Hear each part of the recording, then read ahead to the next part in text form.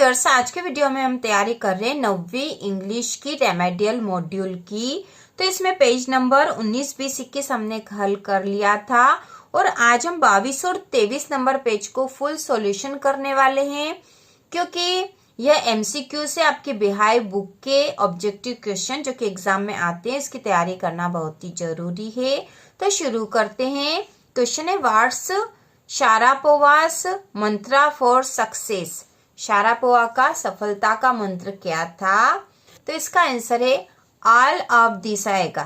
ठीक है, all of this में being competitive, working hard, respecting हर जॉब। तो ये तीनों ही सही है, यहाँ पे आंसर आएगा ऑल ऑफ दिस। इसके बाद है what helps the tree to grow. पेड़ को बढ़ने में क्या मदद करता है? तो यहाँ पे अर्थ, एयर, गार्डनर या नन। तो यहाँ पे आ जाएगा अर्थ। इसके बाद है how do the trees die. Trees कैसे डाई हो जाते हैं या मृत हो जाते हैं?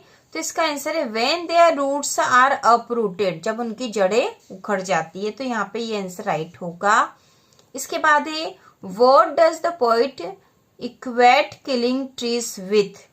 What does the poet equate killing trees with. तो इसका आंसर आएगा killing human being. Killing human being. तो पेड़ों को काटना कवि के अनुसार मानवता को काटने के जैसा ही है, मनुष्य को काटने के जैसा है। इसके बाद है whom did the author get by accident.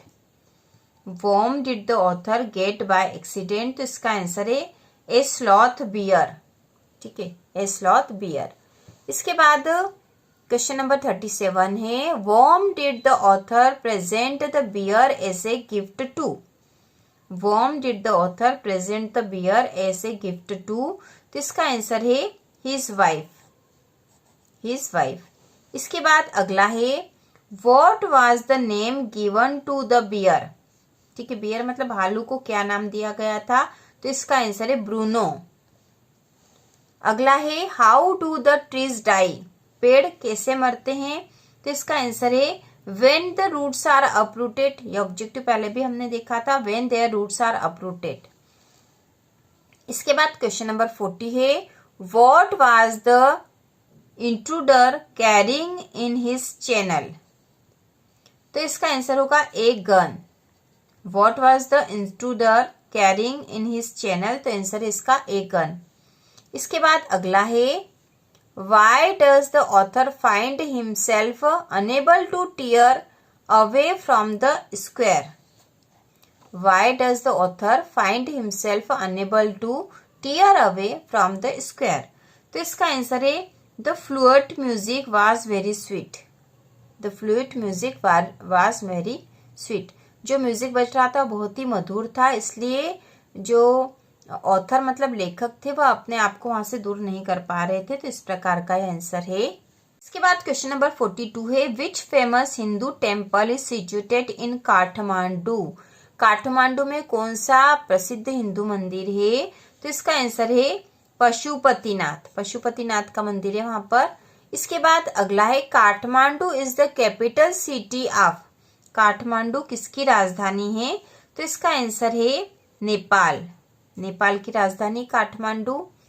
इसके बाद है what sealed the poet's spirit. What sealed the poet's spirit.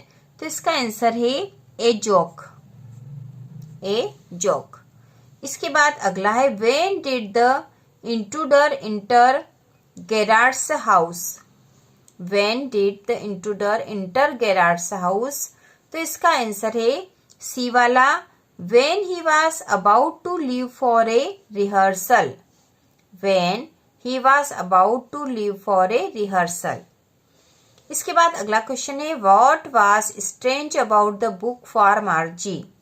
मार्जी के लिए बुक के बारे में क्या असामान्य बात थी? what was strange about the book for मार्जी। तो इसका आंसर है it's still words printed on page। इस पे जो शब्द थे वो पेज पे प्रिंट करे हुए और स्थिर शब्द थे। तो यहाँ पे ये आंसर आएगा it's still words printed on page. इसके बाद है what did the teacher in the real book do. वास्तविक जो बुक थी उसमें टीचर क्या करते थे। ठीक है, what did the teacher in the real book do. Real book के जो टीचर थे वो क्या करते थे, तो यहाँ पे है टॉट थ्रू कंप्यूटर, कंप्यूटर के माध्यम से सिखाते थे। Gave lessons online, online lesson देते थे। Taught and gave question in person, सिखाते और प्रश्न देते थे। पर्सन मतलब व्यक्तिगत रूप से। मेल्ड द लेसन, लेसन को मेल कर देते थे। तो इसका आंसर आएगा taught and gave question in person, व्यक्तिगत रूप से सिखाते थे और प्रश्न देते थे। तो यह वाला आंसर इसका राइट होगा, क्योंकि बाकी जो तीनों आंसर है वह तो मार्ची के साथ हो रहा था। कंप्यूटर के माध्यम से वह सीख रही थी, ऑनलाइन उसकी क्लासेस चल रही थी और लेसन भी मेल हो जाते थे। इसके बाद अगला है Why was the poet able to travel one road only? Why was the poet able to travel one road only? तो कवि जो थे वह केवल एक ही रोड पर ट्रेवल क्यों कर सकते थे। ठीक है, एक ही रोड पर क्यों जा सकते थे। तो इसका जो 4 ऑप्शन है वह है because he had to walk alone, क्योंकि वह अकेले चल रहे थे। और इसके बाद है because he had no vehicle, क्योंकि उनके पास कोई गाड़ी नहीं थी। Because he was one person, क्योंकि वो एक ही व्यक्ति थे। ऑल ऑफ दिस, या ये सभी। तो इसमें जो आंसर आएगा वो आएगा because he was one person, क्योंकि वो एक ही व्यक्ति थे इसलिए वो एक ही रोड पर जा सकते थे।